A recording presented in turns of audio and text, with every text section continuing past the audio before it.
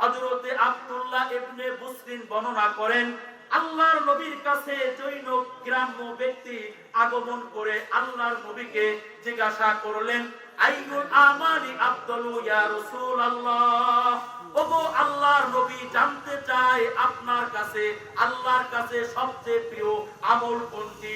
আল্লাহর রাসূল বললেন, আনতু ফারিকাত দুনিয়া ওয়া লিসানুকা রাদ্দুম মিন যিকরিল্লাহ। আমার গ্রাম্য উম্মত শুনো, আল্লাহর কাছে সবচেয়ে প্রিয় আমল হলো তুমি তোমার হায়াতে জিন্দেগি এমন হালাতে ত্যাগ করবা যখন তোমার জবানে রবের জিকির জারি থাকবে। তুমি তোমার জীবনের অন্তিমতা এমন এক হালাতে যেন আসে যখন তোমার জবানে কার জিকির থাকবে? রবের জিকির আজকার থাকবে। আপনি চাইলেই তো আপনার জীবনের অন্তিম মুহূর্তে আপনার মুখে আপনার জবানে জিক্রুল্লাহ জারি থাকবে না। তবে সামনের দিনগুলো যদি জিক্রুল্লাহর মাধ্যমে জবানকে যদি আমরা ব্যস্ত করে রাখতে পারি, তাহলে আশা করা যায় আমার আপনার জীবনের অন্তিম মুহূর্ত যখন গড়িয়ে আসবে, তখন আমার আর আপনার মুখে থাকবে সুবহানাল্লাহ, না হয় আলহামদুলিল্লাহ, না হয় আল্লাহু আকবার। সুবহানাল্লাহ বলেন। সূরা আহজাবের 41 এবং 42 নম্বর আয়াতে কারিমার মধ্যে আল্লাহ তাআলা বলেন, ইয়া আইয়ুহাল্লাযীনা আমানুযকুরুল্লাহা যিকরান কাসীরা ওয়াসাব্বিহুহু বুকরাতাও ওয়া আসীলা। আমার গোলামেরা, তোমরা রবের জিকির আজকার খুব বেশি বেশি করো এবং সকাল সাজে সাব্বাহা ইসাব্বিহু তাসবিহা, তোমার রবের পবিত্রতা এবং তাসবিহা বর্ণনা করো। আল্লাহ তাআলা সূরা আলে ইমরানের 41 নম্বর আয়াতে একই কথা বলেন, ওয়া আকসির রব্বাকা কাসীরা ওয়াসাব্বিহ বিল আশিয়্যি ওয়াল ইবকার। আমার গোলামেরা, তোমরা তোমাদের রবের জিকির আজকার খুব বেশি বেশি করো। ওয়াসাব্বিহ বিল আশিয়্যি ওয়াল ইবকার, এবং সকাল সন্ধ্যা তোমার রবের পবিত্রতা বর্ণনা করো। কোরআনে হাকিমের এই দুইটি আয়াতে কারিমা ছাড়াও অসংখ্য অগণিত আয়াতে কারিমার মধ্যে আল্লাহ তাআলা আমাকে আপনাকে কাসরতে বিজিক্রিল্লাহ, অধিক পরিমাণে রবের জিকির আজকার করার নির্দেশ করেছেন। এবার আসেন, অধিক পরিমাণে রবের জিকির করার ব্যাখ্যা কি? বিখ্যাত মুফাসসির মুজাহিদ রাহিমাহুল্লাহ তিনি বলেন, আর যিকরুল কাসীরু আল্লাহ ইয়ানসাহু বিহালি, অধিক পরিমাণে রবের জিকির আজকার করার ব্যাখ্যা হচ্ছে কোন অবস্থায় রবের স্মরণ থেকে দূরে না থাকা এবং গাফেল না হওয়া। কোন অবস্থা রবের স্মরণ থেকে গাফেল না থাকার ব্যাখ্যা কি? মুফাসসিরে কেরাম বলেন, বনি আদমের মৌলিক হালাত হচ্ছে তিনটি। বলতে হবে কয়টি? তিনটি। এক নম্বর, কখনো কখনো মানুষ দাঁড়ানো থাকে। দুই নম্বর, কখনো বসা থাকে। তিন নম্বর, কখনো শোয়া অবস্থায় থাকে। কোন অবস্থায় রবের জিকির আজকার থেকে গাফেল না থাকার ব্যাখ্যা হচ্ছে, আমার গোলামেরা, যখন তুমি দাঁড়ানো থাকবা তখনও তুমি তোমার রবের জিকির করবা। যখন তুমি বসা থাকবা তখনও তুমি তোমার রবের জিকির করবা। আমার গোলামেরা, যখন তুমি শোয়া অবস্থায় থাকবা তখনও তুমি তোমার রবের জিকির আজকার করবা। এমনকি যখন প্রাকৃতিক হাজাত ছাড়ার জন্য অশ্রমে প্রবেশ করবা তখনও জিকির বিল লিসান লা ইয়াজুজ, মৌখিক জিকির করা যদিও জায়েজ নেই, তবে অশ্রমের মধ্যে বসে বসে একজন জাকির, একজন ইমানদার মনে মনে কাকে স্মরণ করবে? আল্লাহর নামটা আরো আস্তে বলতে হবে। বলেন, কাকে স্মরণ করতে হবে? আল্লাহকে স্মরণ করতে হবে। আর এই লোকগুলোদেরকে যারা দাঁড়ানো অবস্থা, বসা অবস্থা, শোয়া অবস্থা রবের জিকির আজকার করে, এদেরকেই সূরা আলে ইমরানের 191 নম্বর আয়াতে জ্ঞানী বলা হয়েছে, মুমিনে কামেল বলা হয়েছে, মুসলিমে কামেল বলা হয়েছে। কেউ যদি প্রশ্ন করেন এই যে কনকনে শীতকে অপেক্ষা করে আমরা আজকে মাহফিলে এসেছি আল্লাহর প্রিয় বান্দা হওয়ার জন্য, আল্লাহর মাহবুব আলাল মাহবুব, আল্লাহর মাশুক আলাল মাশুক গোলাম হওয়ার জন্য। আল্লাহর মাহবুব বান্দা কারা? সোয়াবুল ঈমান লিল বাইহাকি, জগৎ বিখ্যাত এই কিতাবের 34,722 নম্বর হাদিস। রইসুল মুফাসসিরিন আব্দুল্লাহ ইবনে আব্বাস রাদিয়াল্লাহু তাআলা আনহু বর্ণনা করেন, আল্লাহর একজন পয়গম্বর জামানার পয়গম্বর মুসা আলাইহিস সালাম যখন সাইনা নামক পাহাড়ের দিকে রওনা হলেন, তখন পয়গম্বর মুসা আল্লাহকে জিজ্ঞাসা করলেন, ইয়া রব্বি আইয়ু ইবাদিকা আহাব্বু ইলাইকা, আমার রব আপনার কাছে জানতে চাই আপনার প্রিয় গোলামকে, আপনার প্রিয় বান্দাটাকে। তো জবাবে আল্লাহ বললেন, আল্লাযী ইয়াযকুরুনি ওয়ালা ইয়ানসানি বিহালি, আমার পয়গম্বর শোনো, আমি রবের কাছে সবচেয়ে প্রিয় গোলাম এবং বান্দা এবং বান্দি হলো মুসলমানের ওই মুসলমানের সন্তান, যেই মুসলমানের সন্তান রবের আমার জিকির আজকার করে, ওয়ালা ইয়ানসানি বিহালি, এবং কোন অবস্থায় ও আমার জিকির আজকার থেকে গাফেল থাকে না। তাহলে এই হাদিস থেকে বোঝা গেল আল্লাহর মাহবুব বান্দা তো সবাই হতে চায়, রবের প্রিয় বান্দা তো সবাই হতে চায়। রবের প্রিয় বান্দা হতে হলে আমাদেরকে কি করা লাগবে? জিকির আজকার করা লাগবে। এই পৃথিবীতে রবের যত ইবাদত বন্দেগী আছে, প্রত্যেকটা ইবাদত বন্দেগীর সীমা পরিসীমা আল্লাহ নির্ধারণ করে দিয়েছেন। এটা হলো প্রথম কথা। 2 নম্বর কথা হলো ওজরের হালাতে প্রত্যেকটা মানুষ, চাই নারী হোক কিংবা পুরুষ হোক, তাকে মাযুর গণ্য করা হয়, অপারগ গণ্য করা হয়। তবে এই পৃথিবীতে রবের এমন একটা ইবাদত আছে, সেটা হচ্ছে জিকির আজকার। জিকির আজকারের কোন সীমা পরিসীমা আল্লাহ নির্ধারণ করে দেন না। জিকির আজকারের ব্যাপারে আদিষ্কৃত সময় আছে, নিষিদ্ধ কোনো কি নাই, সময় নাই। 2 নম্বর কথা হলো অন্য অন্য ইবাদতের ক্ষেত্রে প্রত্যেকটা মানুষকে ওজরের হালাতে অপারগ গণ্য করা হয়, কিন্তু জিকির আজকারের ক্ষেত্রে একমাত্র কেবলমাত্র পাগল ছাড়া, পাগল হচ্ছে গায়রে মুকাল্লাফ, তার উপরে নামাজ রোজা কোনো কিছুই ফরজ নয়, একমাত্র পাগল ছাড়া অন্য কোন বান্দা এবং বান্দিকে মাযুর বা অপারগ মনে করা হয় না।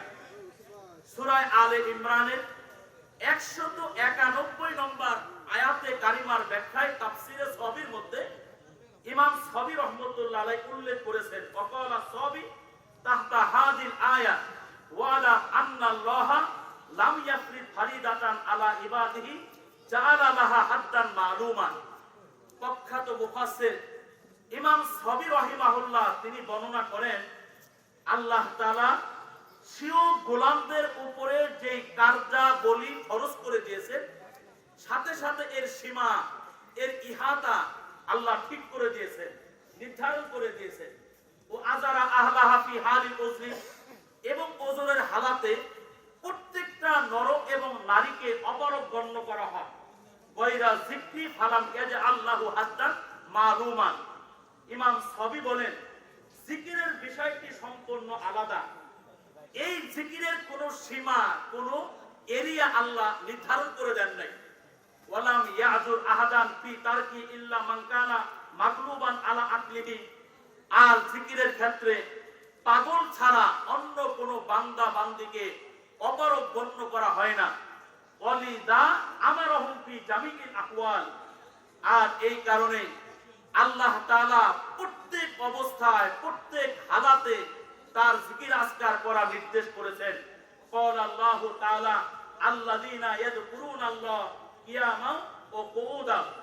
জ্ঞানী কারা? যারা দাঁড়ানো অবস্থা, যারা বসা অবস্থা, যারা শোয়া অবস্থায় রবের জিকির আজকার করে। ফাফিহি ইশারাতুন ইলা আন্না যিকরা আমরুহু আযীমুন ওয়া ফাদলুহু জাসীমুন। এই আয়াতে কারিমার মধ্যে একটা ইশারা আছে, একটা তথ্য আছে, একটা ইঙ্গিত আছে। সেটা হচ্ছে রব বুঝাইতে চাচ্ছেন জিকিরের শান, জিকিরের মর্যাদা, জিকিরের মাকাম আল্লাহর কাছে অনেক উপরে। সুবহানাল্লাহ বলবেন না? আল্লাহর কাছে অনেক উপরে। এই জিকির সর্ব অবস্থায় করার ব্যাখ্যা কি? রাইসুল মুফাসসিরিন আব্দুল্লাহ ইবনে আব্বাস তিনি ব্যাখ্যা করেছেন, আল্লাযীনা ইয়াযকুরুনাল্লাহা কিয়ামান ওয়া কুউদান ওয়া আলা জুনুবিহিম আই বিল লাইলি ওয়ান নাহারি ফিল বাররি ওয়াল বাহরি ওয়াস সাফারি ওয়াল হাদারি ওয়াল গিনা ওয়াল ফাকরি ওয়াস সিহহাতি ওয়াল মারাদি ওয়াস সিদ্দি ওয়াল আলানিয়াতি। প্রখ্যাত মুফাসসির আব্দুল্লাহ ইবনে আব্বাস বর্ণনা করেন, দাঁড়ানো অবস্থায়, বসা অবস্থায়, শোয়া অবস্থায় রবের জিকির আজকার করার ব্যাখ্যা হলো একজন ইমানদার রাত্রে, দিনে, জলে, স্থলে, শোয়া অবস্থায়, বসা অবস্থায়, অসুস্থ অবস্থায়, সুস্থ অবস্থায়, সচ্ছল অবস্থায়, অসচ্ছল অবস্থায়, এক কথায় প্রত্যেকটা ঘরে ঘরে সে কার জিকির করবে? রবের জিকির আজকার করবে। এই জিকির আজকার এটা কতটা গুরুত্বপূর্ণ একটা ইবাদত। আল্লাহ তাআলা দুইজন ব্যক্তিত্বকে নবুয়ত দানে ধন্য করেছেন এবং অর্পিত দায়িত্ব পালনে তাদেরকে দিক নির্দেশনা করেছেন। সূরা তোহার 42 নম্বর আয়াতে আল্লাহ পয়গম্বর মুসা এবং তার ভাই হারুন আলাইহিস সালামকে সম্বোধন করে বলেন, ইযহাব আনতা ওয়া আখুকা বিআয়াতি ওয়ালা তানিয়া ফি যিকরি। আল্লাহ বলেন, আমার পয়গম্বর মুসা আপনি এবং আপনার ভাই হারুন আমার নিদর্শনাবলী এবং মুজিজা সহ ফেরাউনের কাছে যান। ওয়ালা তানিয়া ফি যিকরি, তবে আমার পয়গম্বর দয় সাবধান, এই যে দাওয়াতের কাজ করার জন্য আপনারা ফেরাউনের কাছে যাবেন, সাবধান, এক সেকেন্ডের জন্য কিন্তু আমার জিকির আজকার থেকে উদাসীন থাকা চলবে না। আল্লাহ তাআলা স্বয়ং পয়গম্বরদেরকে নির্দেশ করেছেন এক সেকেন্ডের জন্য রবের জিকির আজকার থেকে উদাসীন এবং গাফেল না থাকার ব্যাপারে। এখান থেকেই বোঝা যায় এই জিকির আজকার কতটা গুরুত্বপূর্ণ এবং মহত্বপূর্ণ আমল। এই আয়াত থেকে আবার এই তথ্যটা পাওয়া যায়, জিকির হচ্ছে দাওয়াত ইলাল্লাহ, আল্লাহ বলা মানুষদেরকে আল্লাহর দিকে আহ্বান করার প্রথম কাজ হচ্ছে জিকির একজন দায়ীর জন্য। আর একজন দায়ী দাওয়াত ইলাল্লাহ নামক কাজের চূড়ান্ত পর্যায়িত হচ্ছে এই রাস্তায় তার মহা মূল্যবান জীবনকে উৎসর্গ করে দেওয়া। এই জিকির কতটা গুরুত্বপূর্ণ। একজন মুজাহিদ কাফেরদের বিরুদ্ধে রণক্ষেত্রে যুদ্ধ করতেছে, তার শরীর থেকে রক্তের বন্যা বয়ে যাচ্ছে, জীবন চরম হুমকির মুখে দাঁড়ানো, এক সেকেন্ডের নেই কোনো ভরসা। এমন নাজুক মুহূর্তে মানুষ জ্ঞান শূন্য থাকে, কিন্তু রবের পক্ষ থেকে বলা হচ্ছে এমন নাজুক মুহূর্তে, এমন কঠিন পরিস্থিতিতেও আমার গোলামেরা আমার জিকির আজকার থেকে গাফেল এবং উদাসীন থাকা চলবে না।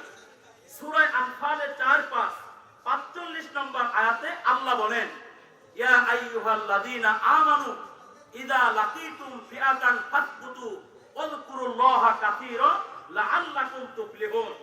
আমার ঈমানদার গোলামেরা, তোমরা কখনো যদি কোন কাফের দলের মুখোমুখি দাঁড়িয়ে যাও যুদ্ধ করার জন্য, লড়াই করার জন্য, ফাসবুতু, তখন তোমরা অটল থাকবা, অবিচল থাকবা, পালায়ন করবা না।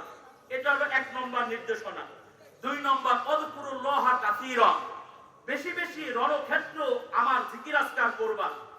এই দুইটি কাজ, 1 নম্বর অটল থাকা, যুদ্ধের ময়দান থেকে পালায়ন না করা, 2 নম্বর বেশি বেশি রবের কি করা? জিকির আজকার করা। লাআল্লাকুম তুফলিহুন, তাহলে সফলতা তোমাদের পদচম্বন করবে। খুব ভালো করে বোঝার চেষ্টা করবেন, এই আয়াতে কালিমার মাঝখানে ওয়াযকুরুল্লাহা কাসীরা, জিকিরের সাবজেক্টটি আল্লাহ তাআলা না এনে যদি আল্লাহ বলতেন ইয়া আইয়ুহাল্লাযীনা আমানু ইযা লাকিতুম ফিয়াতান ফাসবুতু লাআল্লাকুম তুফলিহুন, তাহলে আয়াতটি মুকাম্মাল হয়ে যেত, পরিপূর্ণ হয়ে যেত। কিন্তু আল্লাহ তাআলা এমনটা না করে আয়াতে কারিমার মাঝখানে জিকিরের সাবজেক্টটি এনে আল্লাহ আমাকে আর আপনাকে তালবিহ করার চেষ্টা করলেন, বোঝানোর চেষ্টা করলেন আমার গোলামেরা জীবন মৃত্যুর সন্ধিক্ষণে দাঁড়িয়ে যখন মানুষের হিতাহিত জ্ঞান থাকে না, মানুষ থাকে জ্ঞান শূন্য, ওই কঠিন পরিস্থিতিতেও আমার গোলামেরা আমার জিকির আজকার থেকে গাফেল থাকা চলবে না। যখন জিকির আজকার থেকে গাফেল না থাকবে, বরং বেশি বেশি জিকির আজকার করবে, তখন গায়েবী নুসরত, গায়েবী মদদ এবং গায়েবী রহমত এগুলো শামিলে হাল হবে। এগুলো যখন শামিলে হাল হবে, তখন সফলতা তোমাদের পদচুম্বন করবে। আমরা এখানে যারা এসেছি সবাই কিন্তু পূর্ণ ইমানদার হতে চাই, কি চান না আপনারা? আমরা মুসলিমে কামেল হতে চাই, আমরা মুমিনে কামেল হতে চাই, আমরা পূর্ণাঙ্গ মানব হতে চাই। কিন্তু পূর্ণাঙ্গ মানব কারা? জামিউত তিরমিজি 3580 নম্বর হাদিসে কুদসির মধ্যে আল্লাহ বলেন, ওয়াকাল আল্লাহু তাআলা ফি হাদিসিল কুদসি ইন্না আবদি কুল্লা আবদি আল্লাযী ইয়াযকুরুনি ওয়া হুয়া মুলাকিন তিরনাহু ইয়ানি ইনদাল কিতাল। আল্লাহ তাআলা বলেন, আমার গোলামদের মধ্য হতে, আমার বান্দাদের মধ্য হতে পূর্ণাঙ্গ বান্দা হচ্ছে ওই মুসলমানের সন্তান কয় যে আমার শত্রুর বিরুদ্ধে যুদ্ধরত অবস্থায়ও আমার জিকির আজকার করে। সুবহানাল্লাহ বলবেন না? এই হাদিস থেকে বোঝা যায় যে যুদ্ধরত অবস্থায়ও আমাদের কি করতে হবে? জিকির আজকার করতে হবে। যুদ্ধরত অবস্থায় যদি আমরা রবের জিকির আজকার করতে পারি, তাহলে আল্লাহর ভাষ্য অনুযায়ী আমরা মুমিনে কামেল, আমরা মুসলিমে কামেল হয়ে যাব। বলেন সুবহানাল্লাহ। আমাদের একজন বুজুর্গ আজিজুল হাসান মাকজুম রহমতুল্লাহ আলাইহি, আমাদের এই প্রখ্যাত বুজুর্গ থানবী রহমতুল্লাহ আলাইহির খলিফা, যে জেনারেল শিক্ষিত ছিলেন, আজিজুল হাসান মাকজুম রহমতুল্লাহ আলাইহি রবের সাথে যা সরাসরি সম্পর্ক ছিল। আল্লাহর এই ওলি, তাফসিরে মারিফুল কোরআনের লেখক মুফতি আজম মুফতি শফি সাহেব রহমতুল্লাহ আলাইহি সহ এরকম দেশ বরেণ্য মাশায়েখে কিরাম একটা মিটিং এ বসা। একটা পর্যায়ে গিয়ে আল্লাহর এই প্রখ্যাত বুজুর্গানি কিরাম তারা একটু মজাক করাইতেছিলেন। কারণ মজাক করাও সুন্নাত। বলেন মজাক করা কি সুন্নাত? এটা আলাদা আমার আলোচনা আছে। মজাক করাও সুন্নাত। এই যে বড় বড় বুজুর্গরা আল্লাহ ওলিরা মজাক করতেছে, প্রায় আধা ঘন্টা টাইম পার হয়ে গেছে। ঠিক এমন তো অবস্থায় মুফতি আজম মুফতি শফি সাহেব রহমতুল্লাহ আলাইহি সকল বুজুর্গদেরকে জিজ্ঞাসা করলেন, আল্লাহর ওলিরা এই যে আমরা প্রায় আধা ঘন্টা মজাক করলাম, একটু মানে হাসি খুশিতে সময় পার করলাম, আর জানতে খুব ইচ্ছা হয় এই বিনোদনের মধ্য দিয়েও আল্লাহ এমন কোন গোলাম কি এখানে আছে যে এক সেকেন্ডের জন্য রবকে বলে নাই? আজিজুল হাসান মাকজুম রহমতুল্লাহ আলাইহি হাত উত্তোলন করে বলতেছে, হযরত এই বিনোদনের মধ্য দিয়েও এক সেকেন্ডের জন্য আমি নগণ্য গোলাম হয়ে আমি আমার স্রষ্টাকে বলিনি। স্রষ্টা থেকে আমি গাফেল ছিলাম না। আমার আর আপনার রব সবসময় আমার আপনার দিকে তাকায় থাকে, নাজারা ইলাইনা, আমাদের দিকে তাকিয়ে আছে। আমরা যদি রবের দিকে না তাকিয়ে থেকে এই দুনিয়ার পিছনে যদি ছুটতে থাকি, আমাদের থেকে বড় নিমুখ হারাম এই পৃথিবীতে আল্লাহর আর কেউ আছে? নেই। মোহতারাম হাজিরিন, জিকির কতটা গুরুত্বপূর্ণ। ইবলিস শয়তান, যিনি আমাদের চিরন্তন দুশমন এবং শত্রু, সবাই জানেন তো? আমাদের চিরন্তন দুশমন এবং শত্রুর নাম কি? ইবলিস শয়তান। এই ইবলিস শয়তানের ষড়যন্ত্র থেকে এবং অস্পচা থেকে, ধোঁকা থেকে মুক্তি লাভ করার বেশ কিছু মহাদুর্গ এবং মহা ঔষধের কথা কোরআন এবং হাদিসের মধ্যে আছে, যেটা প্রসঙ্গে মুস্তাকিল আমার আলাদা আলোচনা আছে। আশ-শাইতানু জাসিমুন আলা ইবনি কলবি আদম ফাইদা যাকারাল্লাহ খনাসা। রাইসুল মুফাসসিরিন আব্দুল্লাহ ইবনে আব্বাস বর্ণনা করেন, কিয়ামত পর্যন্ত আনেওয়ালা নবীজির উম্মতেরা শোনো, আল্লাহর নবী তিনি ইরশাদ করেছেন, আওলাদে আদমের দিলের ইবলিস শয়তান প্রভাব বিস্তার করে। ফাইদা যাকারাল্লাহ, আওলাদে আদম যখন রবের জিকির আজকার শুরু করে দেয় খনাসা, তখন শয়তান পলায়ন করে।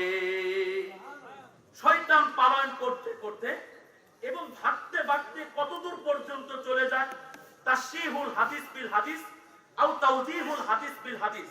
এই হাদিসের ব্যাখ্যায় আমরা মিশকাত শরীফের 674 নম্বর হাদিস শুনব। ওয়ান জাবিরিন রাদিয়াল্লাহু তাআলা আনহু قال قال رسول الله صلى الله عليه وسلم إن الشيطان إذا سمع النداء بالصلاة ذهب حتى يكون مكان الروحة وقال الرابي الروحة من المدينة على 36 মাইলা। হযরতে জাবির বিন আব্দুল্লাহ হতে বর্ণিত, আল্লাহর নবী কিয়ামত পর্যন্ত আনেওয়ালা উম্মতদেরকে ডেকে ডেকে বলেন, ইন্না শাইতানা ইযা সামিআ নিদাআ বিসসালাতি যাহাবা। আমার উম্মতেরা শোনো, ইবলিস শয়তান যখন মুয়াজ্জিনের কণ্ঠে আযানের ধ্বনি শুনতে পায়, আল্লাহু আকবারের ধ্বনি শুনতে পায়, তখন ইবলিস শয়তান পলায়ন করতে থাকে। হাত্তা ইয়াকুনা মাকানার রওহা, রওহা নামক স্থান পর্যন্ত ইবলিস শয়তান চলে যায়। ওয়াকালা রাবি আর রওহা মিনাল মাদিনাতি আলা 36 মাইলা। এই হাদিস বর্ণনাকারী রাবি হযরতে জাবির বর্ণনা করেন, মদিনা থেকে রওহা নামক জায়গার দূরত্বটা হলো 36 মাইল। এর মানে হলো আল্লাহর গোলামেরা যখন বসে বসে রবের জিকির আজকার শুরু করে দেয়, ইবলিস শয়তান এই জাকিরিনদের কাছ থেকে পলায়ন করতে করতে 36 মাইল দূরে চলে যায়। ফাইদা গফালা ওয়াসওয়াসা, আবার যখন আওলাদে আদম এই জিকির আজকার থেকে গাফেল হয়ে যায়, উদাসীন হয়ে যায়, ঠিক ওই মুহূর্তে এই দিলের মধ্যে ইবলিস শয়তান ওয়াসওয়াসা তৈরি করে, ধোঁকা তৈরি করে, কুমন্ত্রণা তৈরি করে। মুহতারাম হাজিরিন, এবার আসেন এই দুইটি হাদিস ছাড়াও ইবলিস শয়তান নিজেই কিন্তু বর্ণনা দিয়েছেন যে বনি আদম ওদেরকে আমি ধ্বংস করি। ইবলিস বলে যে বনি আদম ওদেরকে আমি ধ্বংস করি গুনাহের মাধ্যমে, আর বনি আদম ওরা আমাকে ধ্বংস করে, আমি শয়তানকে ধ্বংস করে বেশি বেশি লা ইলাহা ইল্লাল্লাহ আর ইস্তেগফার করার মাধ্যমে। প্রমাণ আল্লামা কাজী সানাউল্লাহ পানিপতি রহিমাহুল্লাহ জগৎ বিখ্যাত তাফসীরের কিতাব তাফসীরে মাযহারি 10 নম্বর খণ্ডের 484 নম্বর পৃষ্ঠার মধ্যে একটি হাদিস উল্লেখ করেছেন। ওয়ান আবি বকরিন আনিন নবী সাল্লাল্লাহু আলাইহি ওয়াসাল্লাম আন্নাহু ক্বালা আলাইকুম বিলা ইলাহা ইল্লাল্লাহ ওয়াল ইস্তিগফার ফাকসিরু মিনহা ফাইন্নামা ক্বালা ইবলিস আহলাকতুন নাসা বিযুনুবি ও আহলাকুনি বিলা ইলাহা ইল্লাল্লাহ।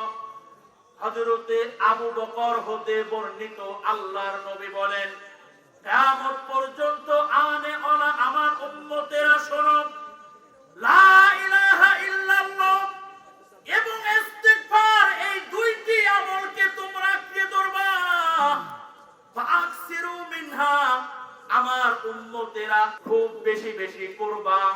ফাইন্নামা ক্বালা ইবলিস আহলাকতুন নাসা বিযুনুবি, কারণ হলো আমার উম্মতেরা শোনো, আমাদের চিরন্তন দুশমন এবং শত্রু ইবলিস বলে আমি আল্লাহর গোলামদেরকে ধ্বংস করি গুনাহের মাধ্যমে। ও আহলাকুনি বিলা ইলাহা ইল্লাল্লাহ ওয়াল ইস্তিগফার। আর বনি আদম ইমানদার গোলামেরা আমি শয়তানকে ধ্বংস করে বেশি বেশি লা ইলাহা ইল্লাল্লাহ জিকির করার মাধ্যমে এবং তওবা আর ইস্তিগফার করার মাধ্যমে। মুহতারাম হাজিরিন, তাহলে আমরা যদি জিকির আজকার শুরু করে দেই, আমাদের জবানকে জিকরুল্লাহর কাজে আমরা যদি ব্যস্ত করে রাখতে পারি, তাহলে শয়তানের ওয়াসওয়াসা থেকে আল্লাহর ফজলে এবং করমে আমাদেরকে কি করা হবে? রক্ষা করা হবে। আজকে আমরা অনর্থক এবং অভান্তর অপ্রয়োজনীয় কথাবার্তার মাধ্যমে আমাদের জবানকে, আমরা আমাদের মুখকে ব্যস্ত করে রেখেছি। কিন্তু মনে রাখতে হবে, জিকির আজকার ছাড়া এই দুনিয়াতে যতটুকু সময় আপনার অতিবাহিত হবে, ওই সময়টুকুর জন্য কিয়ামতের মাঠে আপনাকে আফসোস করতে হবে, আক্ষেপ করতে হবে। প্রমাণ শুআবুল ঈমান লিল বাইহাকি এই কিতাবের 2361 নম্বর হাদিস। আল্লাহ রাসূল বলেন, মা মিন সাআতিন তামুররু বিইবনি আদামা লাম ইয়াযকুরিল্লাহ ফিহা ইল্লা তাহাসসারা আলাইহা ইয়াউমাল কিয়ামাহ। কিয়ামত পর্যন্ত আনেওয়ালা উম্মতদেরকে ডেকে ডেকে আল্লাহর নবী বলেন, আমার উম্মতেরা শোনো, দুনিয়াতে যেই সময়টুকু জিকির আজকার ছাড়া কাটবে, ওই সময়টুকুর জন্য কিয়ামতের মাঠে তোমার আফসোস হবে, তোমার আক্ষেপ হবে। শুধু কিয়ামতের মাঠে আফসোস আর আক্ষেপ হবে বিষয়টা এমন নয়, বরং জান্নাতীরা যখন জান্নাতে প্রবেশ করবে, তখন জান্নাতীরা দুনিয়ার কোন জিনিসের জন্য ওদের আফসোস হবে না, ওদের আক্ষেপ হবে না। আফসোস আর আক্ষেপ হবে দুনিয়ার ওই সময়টুকুর জন্য, যেই সময়টুকু রবের জিকির আজকার ছাড়া কাটিয়েছে। প্রমাণ বাইহাকি শরীফের 509 নম্বর হাদিস। ওয়ান মুআয ইবনে জাবাল রাদিয়াল্লাহু তাআলা আনহু قال قال رسول الله صلى الله عليه وسلم ليس يتحسر أهل الجنة إلا على ساعة مرت بهم لم يذكروا الله। হযরত মুআয ইবনে জাবাল বর্ণনা করেন, আল্লাহর নবী ইরশাদ করেছেন, আমার উম্মতেরা শোনো, জান্নাতীরা যখন জান্নাতে প্রবেশ করবে, তখন জান্নাতি গোলাম এবং বান্দীরা দুনিয়ার কোন জিনিসের জন্য ওদের আফসোস হবে না, ওদের আক্ষেপ হবে না। আফসোস হবে দুনিয়ার শুধুমাত্র কেবলমাত্র ওই সময়টুকুর জন্য, যেই সময়টুকু জিকির আজকার ছাড়া ও কাটিয়েছিল। অর্থাৎ জান্নাতীরা জান্নাতে প্রবেশ করার পরে, এই হাদিসের ব্যাখ্যা ইজাহুল মিশকাতের মধ্যে আছে, জান্নাতীরা জান্নাতে প্রবেশ করার পরে যখন জান্নাতীদের নজরে এমন একটা দৃশ্য পড়ে যাবে যে এই দুনিয়াতে আল্লাহর কোন এক গোলাম শুধুমাত্র কেবলমাত্র একবার আল্লাহর নাম নিয়েছিল। বলেন কতবার? কতবার বলেন? একবার হয় সুবহানাল্লাহ বলেছিল, অথবা আল্লাহু আকবার বলেছিল, অথবা নবী ইসবাতের জিকির লা ইলাহা ইল্লাল্লাহ বলেছিল। মাত্র কতবার? একবার।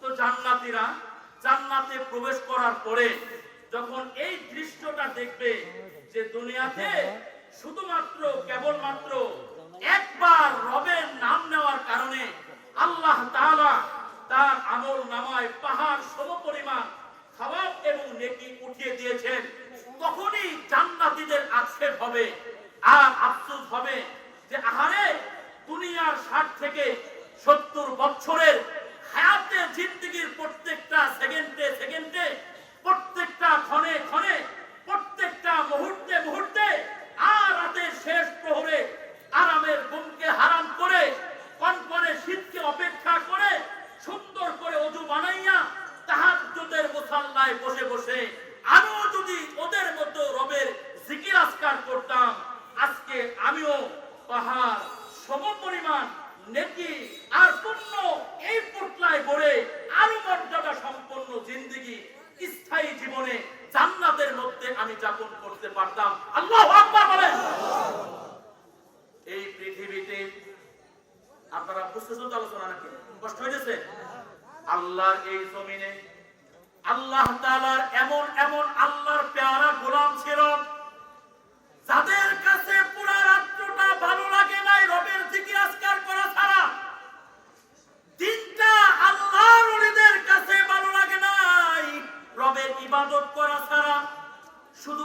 এখানেই শেষ নয়, গোটা দুনিয়া আল্লাহ ওয়ালাদের কাছে ভালো লাগতো না কার জিকির ছাড়া, রবের জিকির আজকার ছাড়া। ইমামুল মুহাদ্দিসিন হাফেজ ইবনে হাজার আসকালানী রাহমাতুল্লাহ আলাইহি, যিনি নুজহাতুন নজরি ফি তাওদীহি নুকবাতিল ফিকার এই কিতাবের লেখক, তার আরেকটা জগৎ বিখ্যাত কিতাব নাম হলো মুনাফিকাত। এই মুনাফিকাত নামক কিতাবের মধ্যে আল্লাহর এই ওলি উল্লেখ করেছেন। আল্লাহ একজন এমন অমায়িক গোলাম ছিল যার নাম হলো ইয়াহইয়া ইবনে মুয়াজ। বলেন নাম কি? ইয়াহইয়া ইবনে মুয়াজ। এই ইয়াহইয়া ইবনে মুয়াজ উনি যখন রাতের মধ্য প্রহরে আরামের ঘুমকে হারাম করে উনি যখন তাহাজ্জুদের জায়নামাজে বসে পড়তেন, তখন আল্লাহর কাছে আল্লাহর ওলি ইয়াহইয়া ইবনে মুয়াজ এইভাবে দোয়া করতেন, ইলাহি লা ইয়াতিবুল লাইলু ইল্লা বিমুনাজাতিকা ওয়া লা ইয়াতিবুন নাহারু ইল্লা বিতাআতিকা ওয়া লা তাতিবুদ দুনিয়া ইল্লা বিযিকরিকা ওয়া লা তাতিবুল আখিরাতু ইল্লা বিআফবিকা ওয়া লা তাতিবুল জান্নাতু ইল্লা বিরুয়াতিকা। আল্লাহর এই ওলি হযরতে ইয়াহইয়া ইবনে মুয়াজ রাহমাতুল্লাহ আলাইহি আল্লাহর কাছে দোয়া করতেন, আল্লাহ এই রাত্র আমার কাছে ভালো লাগে না আপনার কাছে মুনাজাত করা ছাড়া, ওয়ালা ইয়াতিবুন নাহারু ইল্লা বিতাআতিকা। আমার মালিক এই দিন আমার কাছে ভালো লাগে না আপনার ইবাদত বন্দেগী করা ছাড়া। আল্লাহু আকবার। রাত আমার কাছে ভালো লাগে না আপনার কাছে মুনাজাত করা ছাড়া। আল্লাহ এই দিনটা আমার কাছে ভালো লাগে না আপনার ইবাদত বন্দেগী করা ছাড়া। ওয়ালা তাতিবুদ দুনিয়া ইল্লা বিযিকরিকা। আমার রব এই দুনিয়াটায় আমার কাছে ভালো লাগে না আপনার জিকির আজকার ছাড়া। ওয়ালা তাতিবুল আখিরাতু ইল্লা বিআফবিকা। আমার মালিক আখিরাতটাও আমার কাছে ভালো লাগবে না আপনার ক্ষমা ছাড়া, আপনার মাগফিরাত ছাড়া। আখিরাতটাও আমার কাছে ভালো লাগবে না। ওয়ালা তাতিবুল জান্নাতু ইল্লা বিরুয়াতিকা। আমার রব, আমার মাহবুব, আমার কাছে জান্নাতটাও ভালো লাগবে না আপনার দিদার ছাড়া। আল্লাহু আকবার বলেন। আমার কাছে জান্নাতটাও ভালো লাগবে না কি ছাড়া? আপনার দিদার ছাড়া। তাহলে বুজুর্গদের কাছে এই দুনিয়ায় ভালো লাগে না কি ছাড়া? জিকির আজকার। আর আমাদের কাছে জিকির ছাড়া, ইবাদত ছাড়া এই দুনিয়া খুব মিষ্টি লাগে, খুব ভালো লাগে। আল্লাহ তাআলা জিকিরের মজা বোঝার তৌফিক দান করুন। আমিন। এই জিকির আজকার কতটা গুরুত্বপূর্ণ এবং মহত্বপূর্ণ আমল। কয়েকটা বৃক্ষের চারার জন্য পানি যেমন, মানুষের আত্মিক এবং আধ্যাত্মিক জীবনের জন্য জিকির ঠিক তেমন। বৃক্ষের চারা যতক্ষণ পর্যন্ত পানি দ্বারা সিক্ত থাকে ততক্ষণ পর্যন্ত এই চারাটা সবুজ থাকে, তরুতাজা থাকে। ঠিক তদ্রূপ ভাবে আল্লাহর গোলামেরা যতক্ষণ পর্যন্ত রবের জিকির আজকার করবে ততক্ষণ পর্যন্ত আত্মিকভাবে সে জীবন্ত থাকবে, প্রাণবন্ত থাকবে। পানির অভাবে বৃক্ষের চারা যেমন শুষ্ক হয়ে যায় এবং মরে যায়, বনি আদম জিকির আজকার না করার কারণে এরাও আধ্যাত্মিকভাবে মরে যায়। কিন্তু রব তো চান না তার এই পছন্দের গোলামেরা আধ্যাত্মিকভাবে তারা কি থাকুক? মুর্দা থাকুক। রব চায় আমার গোলামেরা আধ্যাত্মিকভাবে প্রাণবন্ত থাকুক, তারা জীবন্ত থাকুক। আর এই কারণে রব যেমন কোরআনে হাকিমের আয়াতে আয়াতে বেশি বেশি জিকির আজকার করা নির্দেশ করেছেন, ঠিক তদ্রূপ ভাবে আমার এবং আপনার জানের চেয়ে প্রিয় প্যারা হাবিবে কিবরিয়াও আমাদের জবানকে জিকরুল্লাহর কাজে ব্যস্ত করে রাখার নির্দেশ করেছেন। তিরমিজি শরীফের 3375 3375 নম্বর হাদিস।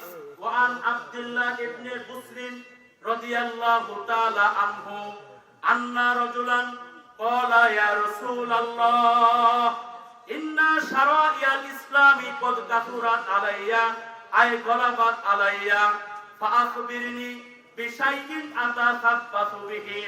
হযরতে আব্দুল্লাহ ইবনে বুসরিন হতে বর্ণিত, জৈনব ব্যক্তি আল্লাহর নবীর কাছে আগমন করলেন। আল্লাহর নবীর কাছে আগমন করার পরে আল্লাহর নবীকে জিজ্ঞাসা করলেন, ইন্না শারাইয়াল ইসলামি কদ কাসুরাত আলাইয়া আই গলাবাত আলাইয়া। ওগো আল্লাহর নবী, ইসলামের বিধিবিধান আমার জন্য অনেক বেশি হয়ে গেছে। এতগুলো আহকামাত, এতগুলো বিধিবিধান পালন করা আমার পক্ষে সম্ভবপর নয়। ফাআখবিরনি বিশাইইন আতাসাব্বাতু বিহি। আল্লাহর নবী এই সব বিধানাবলীর বীরে আপনি অনলি অন মাত্র একটা এমন আমলের কথা আমাকে শোনাবেন, যেই আমলটা আমি সুদৃঢ়ভাবে পালন করব। আল্লাহ তাআলা ওই লোকটা, আল্লাহর নবী ওই লোকটাকে বললেন, লা ইয়াজালু লিসানুকা রাব্বাম মিন যিকরিল্লাহ। আমার উম্মতেরা শোনো, শুধুমাত্র কেবলমাত্র একটা আমল জানার কথা আমাকে জিজ্ঞাসা করেছো। আরো একটা আমল হলো তোমার জবানটা যেন সদা জিকরুল্লাহর কাজে ব্যস্ত থাকে। তোমার জবানটা যেন সদা জিকরুল্লাহর কাজে ব্যস্ত থাকে। এই হাদিস থেকে ওয়াল আযহার মিনাশ শাম, সূর্যের আলো থেকে আরো পরিষ্কার ভাবে অনুধাবিত হয় যে নবীও আমাদেরকে জিকরুল্লাহর কাজে জবানকে ব্যস্ত করে রাখার নির্দেশ করেছেন। এখন কেউ যদি জিজ্ঞাসা করেন, আপনার এই আলোচনা থেকে আমরা অনাগত দিনগুলোতে জিকরুল্লাহর কাজে জবানকে ব্যস্ত করে যদি রাখি, আমাদের লাভ কি হবে, আমাদের উপকার কি হবে, আমাদের ফায়দা কি হবে, এই ব্যাপারে আল্লামা ইমাম ইবনু কাইয়িমিল জাওজিয়্যা রাহিমাহুল্লাহর জগৎ বিখ্যাত একটি কিতাব, আরবিতে লেখা কিতাব আমার অফিসে আছে। কিতাবের নাম হলো আল কাবিলুস সাইয়্যিব ফিল কালিমিত তাইয়্যিব। এই কিতাবের মধ্যে জিকিরের প্রায় 100টা ফায়দার কথা লেখা আছে। কত? 100। এখন আমি আপনাদেরকে ফি জাওমিল কোরআন ওয়াল হাদিস, কোরআন এবং হাদিসের আলোকে এবং আমার গবেষণাগত আমি উল্লেখযোগ্য কয়েকটি ফায়দা এবং উপকার নিয়ে আলোচনা করেই আলোচনা ইতি দ্রুতই টানবো। 1 নম্বর, জিকিরের লাভ কি? জিকির করলে ফায়দা কি হবে? 1 নম্বর লাভ হলো, আপনি যখন জিকির করবেন রবের, তখন আপনি আপনার রবের স্মরণযোগ্য বান্দা হয়ে যাবেন। সুবহানাল্লাহ বলবেন না? এমন এক বান্দা আপনি বনে যাবেন যে আপনাকেও কে স্মরণ করে। আরো আসতে বলে, কে স্মরণ করে? আজকে যদি ডাক্তার ইউনুস যদি উনি সংসদে বসে আমাদের এই মহল্লা কোন এক মুসলমানের সন্তানের কথা যদি ইয়াদ করেন এবং স্মরণ করেন, বুকে হাত দিয়ে বলেন, এর খুশির এবং আনন্দের কোনো সীমা পরিসীমা থাকবে? কথা বলে থাকবে? তাহলে অথচ আপনি রবকে স্মরণ করলে রব কাকে স্মরণ করবে? আপনাকে স্মরণ করবে। আপনি খুশি না বেজার? আরো আসতে বলেন, খুশি না বেজার? প্রমাণ সূরা বাকারা, সূরা বাকারা 152 নম্বর আয়াত, মাসুর আয়াত। আল্লাহ বলেন, ফাযকুরুনি আযকুরুকুম ওয়াশকুরুলি ওয়ালা তাকফুরুন। আল্লাহ তাআলা বলেন, আমার গোলামেরা, তোমরা যদি আমাকে স্মরণ করো তাহলে আমি আল্লাহ তোমাদেরকে স্মরণ করব। কেমন যেন আল্লাহকে প্রশ্ন করলাম, আল্লাহ আপনি আমাকে স্মরণ করবেন, কাদের সামনে স্মরণ করবেন? মুসলিম শরীফের 6855 নম্বর হাদিস। আল্লাহ রাসূল বলেন, ও যাকারাহুমুল্লাহু ফীমান ইনদাহু। এই যে আল্লাহ তোমাকে আমাকে স্মরণ করবে কাদের সামনে? আল্লাহ তাআলার নিকটবর্তী ফেরেশতাদের সামনে। নিকটবর্তী ফেরেশতাদের সামনে। মুহাদ্দিসিনে কিরাম লেখেন, এই মিশকাত শরীফের জগৎ বিখ্যাত একটি ব্যাখ্যা গ্রন্থ আছে, এটার নাম হলো মিরকাতুল মাফাতিহ।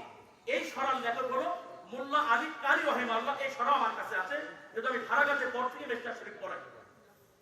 মিরকাতুল মাফাতিহের মধ্যে আছে যে আল্লাহ এই যে জিকির আজকারের যে 100টি ফায়দার কথা আছে, উপকারের কথা আছে, জিকিরের মধ্যে একটা ফায়দা, একটা উপকার যদি নাও থাকতো, এরপরও আল্লাহর গোলামদের জন্য এতটুকু ফায়দা আর এতটুকু সম্মানই যথেষ্ট যে এই জিকির করনেওয়ালার জিকির আল্লাহ ফেরেশতাদের সামনে করেন। তাদের সামনে করেন, ফেরেশতাদের সামনে করেন। এখন প্রশ্ন হলো, জিকির করলে আল্লাহ আমাকে স্মরণ করবে, বুঝলাম। 2 নম্বর, আল্লাহ আল্লাহ ফেরেশতাদের নিকটবর্তী ফেরেশতাদের কাছে আমার আলোচনা করেন, সেটাও বুঝলাম। 3 নম্বর প্রশ্ন হলো, আমি আল্লাহকে স্মরণ করলে আল্লাহ আমাকে স্মরণ করেন।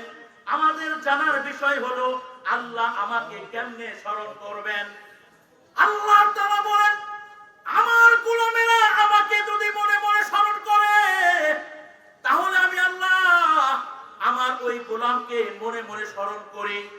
আর আমার কোন ইমানদার গোলাম যদি মনে মনে আমার জিকির আজকার না করে কোন মাহফিলে বসে কোন মাজমায় বসে আমাকে স্মরণ করে, আমি আল্লাহ এর চেয়ে আরো উচ্চাঙ্গের মাজমায় বসে আমার এই বান্দাকে স্মরণ করি।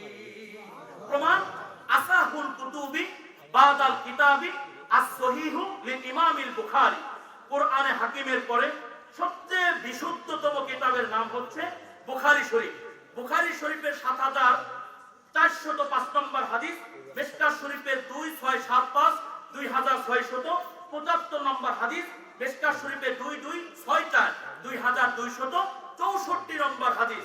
ওয়ান আবি হুরায়রা রাদিয়াল্লাহু তাআলা আনহু قال قال رسول الله صلى الله عليه وسلم يقول الله تعالى انا عند ظن عبدي بي وانا معه اذا ذكرني فإن ذكرني في نفسي ذكرته في نفسي وإن ذكرني في ملأ ذكرته في ملأ خير منهم। রইসুল মুহাদ্দিসিন হযরত আবু হুরায়রা বর্ণনা করেন, আল্লাহর নবী ইরশাদ করেছেন, আল্লাহ তাআলা হাদিসে কুদসির মধ্যে বলেন, আনা ইনদা যন্নি আবদি বি, আমার গোলামেরা আমার ব্যাপারে যেমন ধারণা হৃদয়ে পোষণ করবে, আমি আল্লাহ আমার গোলামের সঙ্গে কিয়ামতের মাঠে ওই রকম আচরণ করব। এখানে সংক্ষিপ্ত আকারে আর জামিউস সগীর জগৎ বিখ্যাত এই কিতাবে 6022 নম্বর হাদিসে একটু ব্যাখ্যা করা আছে। আল্লাহ বলেন, আনা ইনদা যন্নি আবদি বি ইন যন্না খায়রান ফালাহু ওয়া ইন যন্না শাররান ফালাহু। আল্লাহ বলেন, আমি আমার বান্দার সঙ্গে ওই রকম ব্যবহার করব, আমার বান্দা আমার ব্যাপারে যেমন ধারণা হৃদয়ে পোষণ করবে। আল্লাহ বলেন, ইন যন্না খায়রান ফালাহু, আমার বান্দা আমার ব্যাপারে যদি ভালো ধারণা করে সেটাই ও পেয়ে যায়। ওই যন্না শাররান ফালাহু, আর যদি আমার গোলামেরা ঈমানি এবং আমলি দুর্বলতার কারণে আমার ব্যাপারে ছুঁয়ে যান, আল্লাহ আমাকে মাফ করবে না, আমার জন্য জাহান্নাম ছাড়া আর কোনো গতি নাই, এমন ধারণা পোষণ করলে আল্লাহ বলেন ওর সঙ্গে ওই রকম ব্যবহার করব। এই ব্যাখ্যাটা আরো পরিষ্কার বোঝা যাবে মিশকাত শরীফের 1 নম্বর খণ্ড 109, 96 নম্বর পৃষ্ঠার পার্শ্ববর্তী 10 নম্বর হাসিয়া, যাকে বাংলায় টিকা বলা হয়, তাসদিক উলামা হযরত করবেন। আল্লাহ বলেন, আইন জান্নাল আফওয়া ফালাহু যালিকা ওয়া ইন জান্নাল উকুবাতা ফাকাযালিকা। খুব মজার কথা শুনেন, এই এদিকে তাকান, মজার কথা শুনেন। আমার আলোচনা দ্রুত শেষ হয়ে যাবে ইনশাআল্লাহ। আমার আর এই বিষয় টানা 2 ঘন্টা আলোচনা। কত ঘন্টা বলেন? 2 ঘন্টা। আমি তো আপনাকে 1 ঘন্টা দিয়ে বুঝাইতে পারবো না। এটা খেয়াল করছেন, কত দামি কথা, ইম্পর্টেন্ট কথা। আল্লাহর ব্যাপারে আমরা যেমন ধারণা করবো, আমরা ওইরকম আচরণ করবো, আমার সাথে ব্যবহার করবো। এটার ব্যাখ্যা কি? মিশকাত শরীফের 1 নম্বর খণ্ড 196 নম্বর পৃষ্ঠা পার্শ্ববর্তী 10 নম্বর হাসিয়া, যাকে বাংলায় বলা হয় টিকা। এই টিকার মধ্যে পরিষ্কার লেখা আছে, ফাইন জান্নাল আফওয়া ফালাহু যালিকা ওয়া ইন জান্নাত উকুবাতা ফাকাযালিকা। কয় বান্দা যদি আল্লাহর ব্যাপারে ধারণা করে যে আল্লাহ আমার জিন্দেগির গুনাহগুলো মাফ করে দিয়েছে, তো বলা হয় এটাই চূড়ান্ত, এটাই ফাইনাল, আল্লাহ ওর জিন্দেগির গুনাহগুলো মাফ করে দিয়েছে। ওয়া ইন জান্নাত উকুবাতা ফাকাযালিকা। আর বান্দা যদি ঈমানি এবং আমলি দুর্বলতার কারণে ও ধারণা করে আমি যে পাপ করছি, আমি যে গুনাহ করে ফেলেছি, আমার গুনাহের সাজা আমাকে ভোগ করতেই হবে, তো বলা হয় এটাই চূড়ান্ত, এটাই ফাইনাল, আল্লাহ তাকে কি দিবেন? শাস্তি দিবেন। তাহলে কি চমৎকার এক মহান রবের ইবাদত করে যাচ্ছি, রবের ব্যাপারে আমি যদি ধারণা করি আমার রব আমাকে মাফ করে দিবেন, তাহলে এটাই চূড়ান্ত। আর আমি যদি ঈমানি এবং আমলি দুর্বলতার কারণে যদি ধারণা করি আমার রব আমাকে মাফ করবে না, আমাকে জাহান্নামে খেতেই হবে, এটাই চূড়ান্ত, এটাই ফাইনাল ডিসিশন। এরপরে আল্লাহ বলেন ওয়ানা মাহু ইযা যাকারানি ফাইন যাকারানি ফি নাফসি যাকারতুহু ফি নাফসি ওয়া ইন যাকারানি ফি মালাইন যাকারতুহু ফি মালাইন খায়রুম মিনহু। আল্লাহ বলেন আমার গোলামেরা শোনো, তোমরা যদি মনে মনে আমার জিকির করো তো আমি আল্লাহ মনে মনে তোমাদেরকে স্মরণ করি। ওয়া ইন যাকারানি ফি মালাইন যাকারতু ফি মালাইন খায়রিম মিনহু। আর আমার গোলামেরা তোমরা যদি কোনো মাহফিলে বসে অথবা কোনো মাজলিসে বসে আমাকে স্মরণ করো, আমি আল্লাহ এর চেয়ে আরো উচ্চাঙ্গের মাহফিলে বসে অর্থাৎ ফেরেশতাদের সামনে তোমার আলোচনা করি। তাহলে এক নম্বর জিকিরের এক নম্বর ফায়দা তো আবার ব্যাখ্যাকার বললাম। এক নম্বর ফায়দা হলো আমরা যদি রবের জিকির করি তাহলে রবের স্মরণযোগ্য বান্দা হয়ে যাব। রব কাদের সামনে আমার জিকির করবে? নিকটবর্তী ফেরেশতাদের সামনে। রব কিভাবে আমাকে স্মরণ করবেন? আমি যেইভাবে স্মরণ করব আমার রব আমাকে ওইভাবে। এর মানে হলো আমি যদি মনে মনে করি আমার রব আমাকে মনে মনে করবে। আমি যদি মাহফিলে বসে করি আমার রব আমাকে মাহফিলে বসে করবেন। আমি যদি ঘরের মধ্যে বসে করি আমার রব এরকম কি কোন মাজমায় বসে তিনি জিকির করবেন। দুই নম্বর জামেমার একটা উপকার জিকিরে, সেটা হলো আপনি যদি এই আজকের এই আলোচনা থেকে আপনার জবানে অপ্রয়োজনীয় কথাবার্তা থেকে নিজের জবানকে সংযত রেখে জিকরুল্লাহর কাজে যদি সামনের দিনগুলো ব্যস্ত করে রাখতে পারেন তাহলে আশা করা যায় জীবনের অন্তিম মুহূর্ত যখন আপনার মনে আসবে তখন আপনার মুখে রবের জিকির জারি থাকবে। সুবহানাল্লাহ বলবেন না? প্রমাণ তিরমিজি শরীফের 2431 নম্বর হাদিস। ওয়ান আব্দুল্লাহ ইবনে বুসরিন রাদিয়াল্লাহু তাআলা আনহু قال جاء عربي الى النبي صلى الله عليه وسلم। হযরত আব্দুল্লাহ ইবনে বুসরিন বর্ণনা করেন আল্লাহর নবীর কাছে জৈনক গ্রাম্য ব্যক্তি আগমন করে আল্লাহর নবীকে জিজ্ঞাসা করলেন আইয়ুল আমালি আফদালু ইয়া রাসূলুল্লাহ। ওগো আল্লাহর নবী, জানতে চাই আপনার কাছে আল্লাহর কাছে সবচেয়ে প্রিয় আমল কোনটি? আল্লাহর রাসূল বললেন আনতু ফারিকাত দুনিয়া ও লিসানুকা রাদ্দুম মিন যিকরিল্লাহ।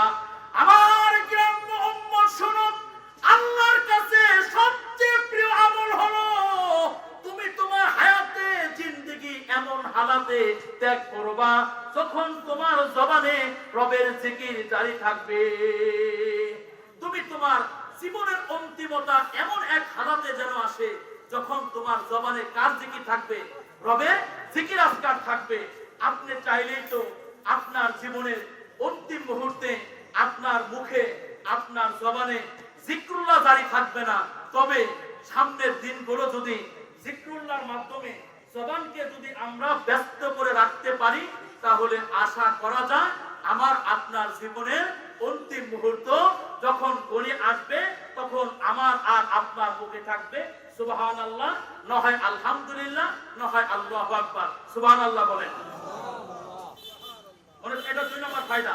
তিন নম্বর ফায়দা হলো কি? জিকির আজকার করলে এই দিলটা নরম হয়ে যাবে। আমাদের প্রত্যেকের দিলের অবস্থা খুব খারাপ না? আমাদের চোখের পানি এখন শুকায় গেছে না? দিল শক্ত। বলে কি শক্ত?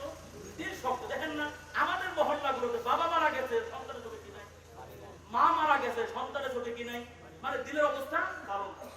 দিল কি হয়ে গেছে? শক্ত হয়ে গেছে। তো জিকির আজকার করলে আপনার এই শক্ত দিলটা কি হবে? নরম হবে।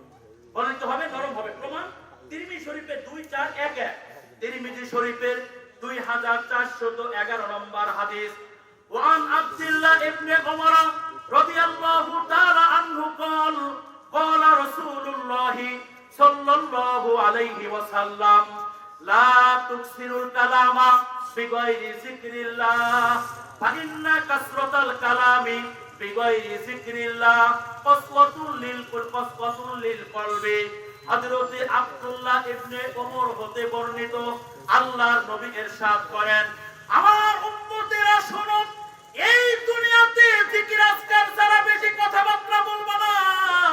ফাইন্না কাসরাতাল কালামি বিগাইরি যিকরিল্লাহ কাসওয়াতুল লিল কলবি। কারণ হলো আমার উম্মতেরা শোনো, জিকির আজকার ছাড়া দুনিয়াবি কথাবার্তা বললে, অপ্রয়োজনীয় কথাবার্তা বললে করলে দিল শক্ত হয়ে যায়। ওয়াইন্না আবাদান নাসি মিনাল্লাহি আল কলবুল কাসি, আর শক্ত হৃদয়ের অধিকারী বান্দা আল্লাহ থেকে দূরে রয়ে যায়। এই হাদিস থেকে পরিষ্কার বোঝা গেল জিকির আজকার ছাড়া ফাহিশা কথা ও প্রয়োজনীয় কথাবার্তার মাধ্যমে জবানকে সিক্ত করে রাখলে দিল কি হয়ে যায়, শক্ত হয়ে যায়। আর এই হাদিসের মাফহুমে মুখালিফ, বিপরীতমুখী তরজমা এবং অনুবাদ, যেটা আলেমরা ভালো বুঝবে, বিপরীতমুখী তরজমা এবং অনুবাদ থেকে বোঝা যায় জিকির না করলে দিল হয় শক্ত, তাহলে জিকির করলে দিল কি হবে, নরম। জিকির করলে দিল কি হবে, নরম হবে। তাহলে 3 নম্বর উপকার হলো জিকির করলে আমার আপনার দিল কি হবে, নরম হবে। আর দিল নরম হলে চোখে কি আসবে, পানি আসবে। 4 নম্বর ফায়দা হলো জিকির আজকার করলে এই দিলটা সাফ হবে। তাসফিয়াতুল কলব বিইজালাতিন নাজাসাতি, আমাদের অন্তরে রকমারি গুনাহের কারণে এই অন্তরটা নাপাক হয়ে গেছে, এই অন্তরটা জং ধরে গেছে, ময়লা যুক্ত হয়ে গেছে। যখন কাসরতে বিজিক্রিল্লাহ আমল করব আমরা, তখন তাসফিয়াতুল কলব বিইজালাতিন নাজাসাতি, অন্তরের নাজাসাত, অন্তরের ময়লাগুলো সলভ হয়ে আমাদের অন্তর স্বচ্ছ হবে, আমাদের অন্তর পরিষ্কার হবে। প্রথম প্রশ্ন হলো স্বচ্ছ হবে কোন জিনিস থেকে? এই ব্যাপারে একটা হাদিস শোনাইতে চাই। সুনানে ইবনে মাজাহ, বিশুদ্ধ একটা 6 কিতাবের এক কিতাব। এই কিতাবে 4244 নম্বর হাদিসে আল্লাহ রাসূল বলেন, ওয়া ইন্নাল মুমিনা ইযা আযনাবা কানাত কুত্তাতুন সাওদাউ ফি কলবিহি, বা ঈমানদার যখন একটা গুনাহ করে ফেলে তখন তার অন্তরে একটা কালো দাগ পড়ে যায়। বলে কি পড়ে যায়? যখন আমরা একটা গুনাহ করি অন্তরে কালো একটা কি পড়ে যায়, দাগ পড়ে যায়। ফাইন তাবা ও নাজা ওয়াস্তাগফারা সুকিলা কলবুহু, বা গুনাহ একটা হয়ে যাওয়ার পরে ঈমানদার গোলাম যদি তওবা করে এবং ওই গুনাহটা ছেড়ে দেয়, ওয়াস্তাগফারা, তওবা এবং ইস্তিগফার করে, বা সুকিলা কলবুহু, বা অন্তরের গুনাহ, অন্তরের ময়লা আবর্জনা ধুয়ে মুছে পরিষ্কার হয়ে যায়। ওই জাদা হাত্তা ইয়াবা কলবাহু, আর যদি গুনাহ একটা হয়ে যাওয়ার পরে তওবা না করে, গুনাহ বর্জন না করে, গুনাহ ছেড়ে না দিয়ে আবার কি করতে থাকে, গুনাহ করতে থাকে, বা অন্তরের কালিমা বৃদ্ধি পেয়ে তার অন্তরটা ছেয়ে যায়। অন্তরটা কি যায়, ছেয়ে যায়। এই হাদিস থেকে বোঝা গেল যখন একটা গুনাহ করি অন্তরে একটা কালো দাগ পড়ে যায়, আরেকটা গুনাহ করলে আরেকটা দাগ পড়ে যায়, আরেকটা গুনাহ করলে কলবে আরেকটা দাগ পড়ে যায়। এই যে দাগ পড়তে পড়তে অন্তরে কালিমা বৃদ্ধি পেয়ে অন্তরটা যখন ছেয়ে যায়, অন্তরটা ছেয়ে যাওয়ার পরে এবার এই গুনাহগার গোলাম যদি সকাল সন্ধ্যা জিকির আজকার শুরু করে দেয়, এই জিকির আজকার করার বরকতে ওই অন্তরের ময়লাগুলো ধুয়ে মুছে অন্তরটা পরিষ্কার হয়ে যায়। অন্তর যে জিকিরের মাধ্যমে পরিষ্কার হয় প্রমাণ লাগবে মিশকাত শরীফে 2286 নম্বর হাদিস। ওয়ান আব্দুল্লাহ ইবনে উমর আনিন নবী সাল্লাল্লাহু আলাইহি ওয়াসাল্লাম আন্নাহু কানা ইয়াকুলু লিকুল্লি শাইইন সিকালা ওয়া সিকালাতুল কুলুব যিকরুল্লাহ। আল্লাহ রাসূল বলেন, আমার উম্মতেরা শোনো, প্রত্যেকটা জিনিস পরিষ্কার করা মাজন আছে। কি আছে? মাজন চিনেন না আপনারা? যেমন আপনার জানালা জং ধরে গেছে, মাজন আছে না নাই? শীতকালে আপনার দরজা জং ধরে গেছে, মাজন আছে। দাঁত পরিষ্কার করার মাজন বিরাস আছে, নয় মিসওয়াক আছে। আল্লাহ নবী বলেন, আমার উম্মতেরা শোনো, প্রত্যেকটা জিনিস পরিষ্কার করার যেমন মাজন আছে, তোমাদের দিলের ময়লা এবং আবর্জনা পরিষ্কার করার একটা মাজন আছে। আর ওই মাজনটার নাম হলো রবের জিকির। ওই মাজনটার নাম হলো কি? রবের জিকির। তাহলে 4 নম্বর ফায়দা হলো দিল সাফ হবে। দিল কি হবে? সাফ হবে। 5 নম্বর ফায়দা অনেক বলতে পারবো আমি, 5 নম্বর ফায়দা বলে আমি আলোচনা শেষ করে দিব। 5 নম্বর ফায়দাটা হলো, আপনি যখন জিকির আজকার করবেন তখন আপনি কিয়ামতের মাঠে আল্লাহর কাছে সর্বোত্তম এবং সর্বোচ্চ মর্যাদার অধিকারী বান্দা হিসেবে আখ্যায়িত হবে। সুবহানাল্লাহ বলবেন না? প্রমাণ তিরমিজি শরীফে 3436 নম্বর হাদিস। ওয়ান আবি সাঈদ আন্না রাসূলুল্লাহ সাল্লাল্লাহু আলাইহি ওয়াসাল্লাম সুইলা আইয়ুল ইবাদি আফদালু ওয়া আরফাউ দারাজাতান ইনদাল্লাহি ইয়াউমাল কিয়ামাহ। হযরত আবু সাঈদ খুদরি হতে বর্ণিত, আল্লাহর নবীকে জিজ্ঞাসা করা হলো, আল্লাহর নবী, আল্লাহর কাছে সর্বোত্তম এবং সর্বোচ্চ মর্যাদার অধিকারী বান্দা হিসেবে কিয়ামতের মাঠে কে পরিগণিত হবে? জবাবে আল্লাহ রাসূল বললেন, ক্বালা যাকিরুনাল্লাহা কাসীরান ওয়া যাকিরাত। আমার উম্মতেরা শোনো, ময়দানে মাহশরে আল্লাহর কাছে সর্বোত্তম এবং সর্বোচ্চ মর্যাদার আসনে যারা সমাসীন হবে তারা হলো অধিক পরিমাণে জিকির করনেওয়ালা নারী, জিকির করনেওয়ালা পুরুষ। সুবহানাল্লাহ বলেন। জিহাদু ফি সাবিলিল্লাহ কিলা ইয়া রাসূলুল্লাহ ওমিনাল গাজী।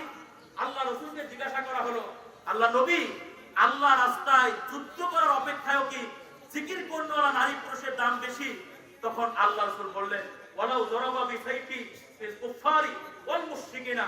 আমার সাহাবীরা শোনো, যদি আপন তরবারি দ্বারা বা তলোয়ার দ্বারা কাফেরদেরকে মুশরিকদেরকে কর্তন করে ফেলা হয়, হাত্তা ইয়ানকাসিরা, এমনকি তলোয়ারটা ভেঙে যায়, ওয়ায়াক্তাদিবা দমান, এবং শরীরটা রক্তে রঞ্জিত হয়ে যায়, ফাইন্না যাকিরা লিল্লাহি আফদালু মিনহুম, আল্লাহর কাছে কাফেরদের বিরুদ্ধে যুদ্ধ করনেওয়ালা মুজাহিদের অপেক্ষা জিকির করনেওয়ালা নারী এবং পুরুষের দাম অনেক বেশি।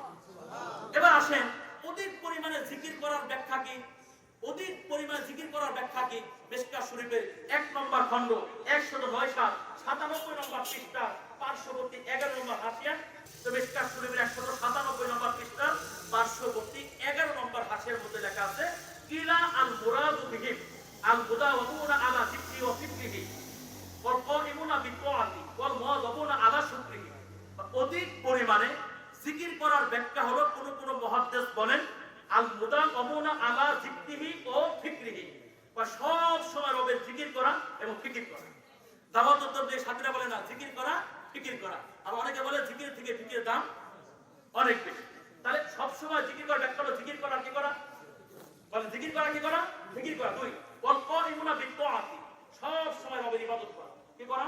ইবাদত করা। ব্যবসা করতে, এটাও কি? পরিবারস্থ মেম্বারশিপ থেকে সময় দিচ্ছে, এটাও কি?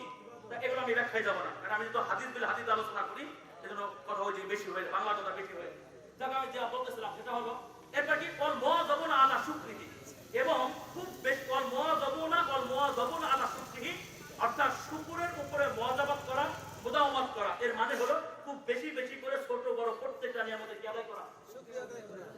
একেবারে বলে কি আদায় করা?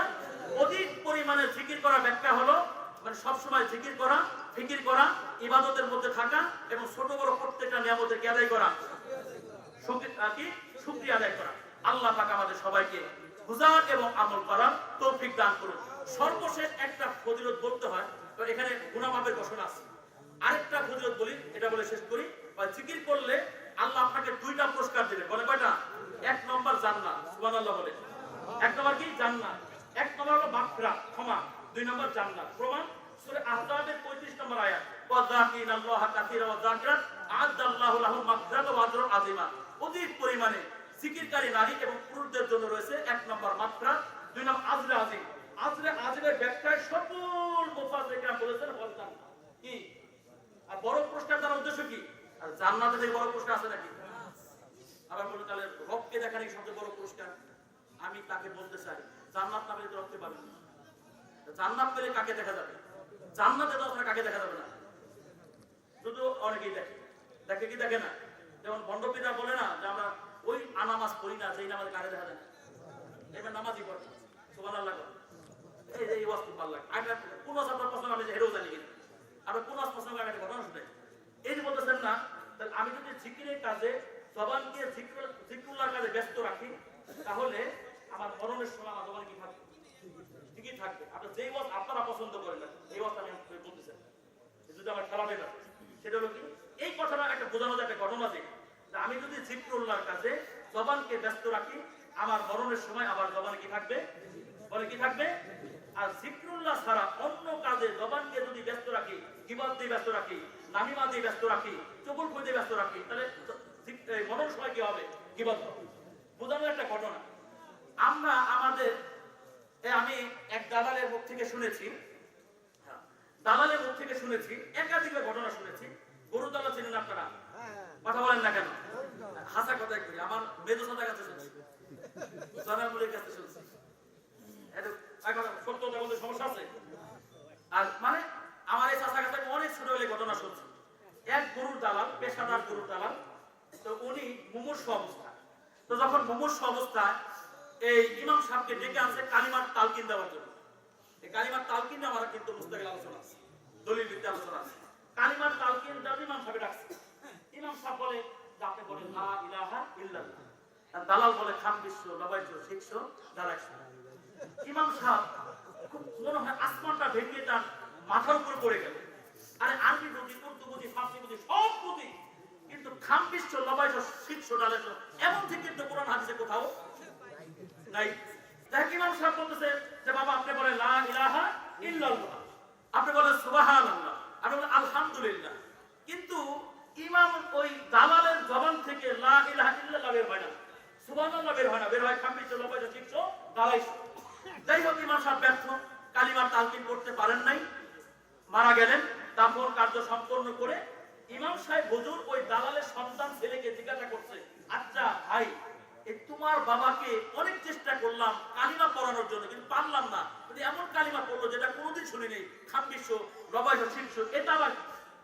তো তখন দালালের ছেলে বললো যে আসলে ইমাম সাহেব হুজুর আপনি তো ওই আখিরাতমুখী মানুষ, আপনি এই ভাষা জানেন না, এগুলো মূলত গরুর দালালদের ভাষা। তার খামবিশ শর্ত 500, ভুল হলে আমার ঘটনা দিবে, আর দালাই শর্ত 200, শিখ শর্ত 100, আর শিখ হাজার মানে 1000, দালাই হাজার মানে 2000। কথা বুঝাচ্ছে তো?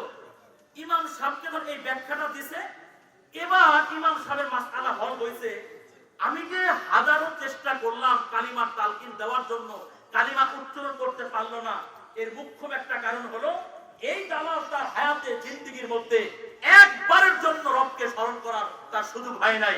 এই দালাল তার হায়াতে জিন্দেগীর মধ্যে রবকে স্মরণ করার সুযোগ সে লাভ করতে পারে নাই, রবের জিকির আজকার করার সুযোগ তার হয় নাই, মসজিদের বারান্দা আসার ফুরসত তার হয় নাই, যার কারণে এই দালালের অন্তিম মুহূর্তে তার মুখ দিয়ে সুবহানাল্লাহ বের হয় নাই, আলহামদুলিল্লাহ বের হয় নাই, তার মুখ দিয়ে বের হয়েছে খামবিশ রবাইশ শিখশ ডালাইশ।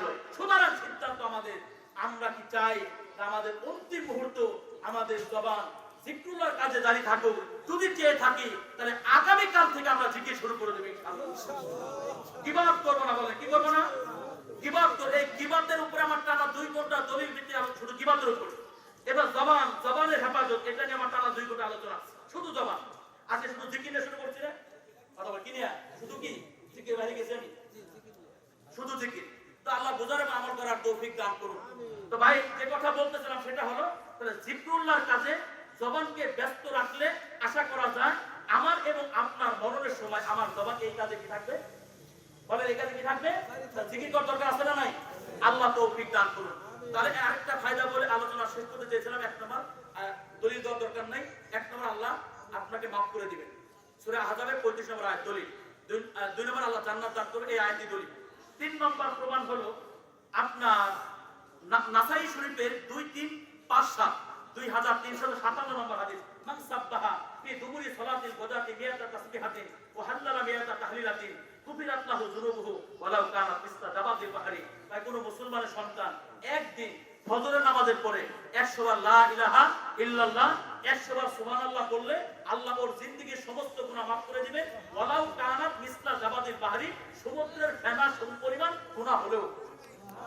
তাহলে এই হাদিস থেকে বোঝা যায় জিকির করলে কি মাফ হয়, গুনাহ মাফ হয়। 3 নম্বর প্রমাণ, বুখারী শরীফের 6405 6405 নম্বর হাদিস, রাসূল বলেন, মান ক্বালা সুবহানাল্লাহি ওয়া বিহামদিহি ফিল ইয়াউমি মিয়াতা মাররাতিন ওয়া ইল্লা কানাত মিসলা জাবাদিল বাহরি। আল্লাহ রাসূল বলেন, কেউ যদি দিনে 100 বার সুবহানাল্লাহি ওয়া বিহামদিহি জিকির করে, বলে কতবার? 100 বার। কি জিকির কি? সুবহানাল্লাহি ওয়া বিহামদিহি, বলেন সুবহানাল্লাহি ওয়া বিহামদিহি, আবার বলেন সুবহানাল্লাহি ওয়া বিহামদিহি। দিনে কেউ যদি 100 বার এই জিকিরটা করে তো আল্লাহ তাআলা তার জিন্দেগীর সমস্ত গুনাহ মাফ করে দিবেন, ওয়া ইল্লা কানাত মিসলা জাবাদিল বাহরি, যদি তার গুনাহ সমুদ্রের ফেনা সমপরিমাণ হয়। কথা বুঝাচ্ছে তো? 4 নম্বর প্রমাণ, বুখারী শরীফের 6507 6507 নম্বর হাদিস, মুসলিম শরীফের 2669 2669 নম্বর হাদিস, লম্বা হাদিস, পুরা ইবারত 1.5 ইবারত আপনাকে আমি মুখস্থ শোনাইতে পারবো। এটার পরিশেষে যে কথাগুলো আছে, যারা এই বসে বসে মাগরিবের পরে আমাদের বসে জিকির হয় না, ফজর নামাজের পরে বসে কয়েকজন জিকির আসার করে না, কথা করে কি করে না? আমার চরমে মুরিদানরা করে, অন্য মুরিদানরা করে। এই যে বসে বসে যখন জিকির আসার করে তখন আল্লাহ ফেরেশতাদের বলেন আউশহিদুকুম আন্নী কদ গফারতু লাহুম, আমার ফেরেশতারা শুনো, তোমাদেরকে সাক্ষ্য রেখে বলতেছি আমি এই জিকির করনেওয়ালা বান্দা বান্দির জীবনে সব গুনাহ মাফ করে দিলাম। একুলু মালাকুম মিনাল মালাইকাতি ফীহিম ফুলানুন লাইসা মিনহুম, একজন ফেরেশতা আল্লাহকে জিজ্ঞাসা করে, আল্লাহ সবাই কিন্তু জিকির করতে আসে না, একজন দুনিয়ার তাকে দেখে আসছে, তারও আপনি মাফ করে দিলেন। আল্লাহ বলেন গফারতু লাহু, তারও আমি মাফ করে দিলাম। কেন? হুমুল কওমু লা ইয়াশকা জালিসুম, এমন সম্মানিত সভাসদদের সংস্পর্শে এসেছে যাদের একজন সদস্য হতভাগ্য হয় না। আর মুসলিম শরীফের শেষের দিকে আছে হলো যে ফাদার তুহুম মিম্মা তাদারু, বা যারা জিকির করে ওরা যেই জিনিস থেকে আমার কাছে মুক্তি যাবে আমি আল্লাহ তাকে মুক্তি দেব। জাহান্নাম থেকে মুক্তি চাইলে জাহান্নাম থেকে মুক্তি দেব, বিপদ থেকে মুক্তি চাইলে বিপদ থেকে মুক্তি দেব। এরপরে ওরা যা চাবে আমি কায়দান করব। তারপরে রব্বি ফিহিম ফুলান আব্দুল ফাত্তাহ ওয়াইন্নামা মাররাফা জালাসা মাহুম, ফেরেশতারা জিজ্ঞাসা করে আল্লাহ এখানে যারা বসে জিকির করতেছে এই সবটি কিন্তু আল্লাহ ওয়ালা না, এদের মধ্যে একজন পাপিষ্ঠ লোক আছে ওয়াইন্নামা জাআলি হাজাতি, যিনি প্রয়োজনের তাগিদে এখানে এসে বসছে জিকির করতে ওলাদের স্বরূপে বসে পড়ছে, তা আপনি পাপিষ্ঠ লোকটাকে মাফ করে দিলেন। আল্লাহ বলেন আমি ওকেও মাফ করে দিলাম। কেন? হুমুল কওম লা ইয়াশকা বিহিম জালিসুম, কারণ হলো আমার গোলামেরা শোনো, আমার যারা জিকির করে এদের দাম এদের মর্যাদা এমন বেশি যে এই মর্যাদা সম্পন্ন লোকদের সংস্রবে একজন গুনাহগার বসলো, ওই গুনাহগারদের জিন্দেগির গুনাহ আমি আল্লাহ মাফ করে দিই। এই হাদিস থেকে বোঝা যায় যে জাকিরের গুনাহ তো মাফ হয়, সাথে সাথে জাকিরদের সংস্রবে যারা আছে এদের গুনাহ কে মাফ করে দেন? আল্লাহ মাফ করে দেন। আল্লাহ বুঝার এবং আমল করার তৌফিক দান করুন। তাহলে আমার টপিকটা ছিল জিকিরের গুরুত্ব, মহত্ব, তাৎপর্য, ফজিলত। বলেন জিকিরের গুরুত্ব, মহত্ব, তাৎপর্য, ফজিলত। সংক্ষেপে জিকিরের গুরুত্ব এবং ফজিলত। জিকিরের গুরুত্ব কি বলেন? বলেন যদি জিজ্ঞাসা করে জাফরি সাহেব কোন বিষয়ে আলোচনা করছে কি বলবেন? শুধু এক করে শুনতে চান তার জিকির, আর একটু যদি লম্বা করে জানতে চান তাহলে জিকিরের গুরুত্ব, তাৎপর্য, মহত্ব এবং কি ফাজাইল। আল্লাহ বোঝার আমল করার তৌফিক দান করুন।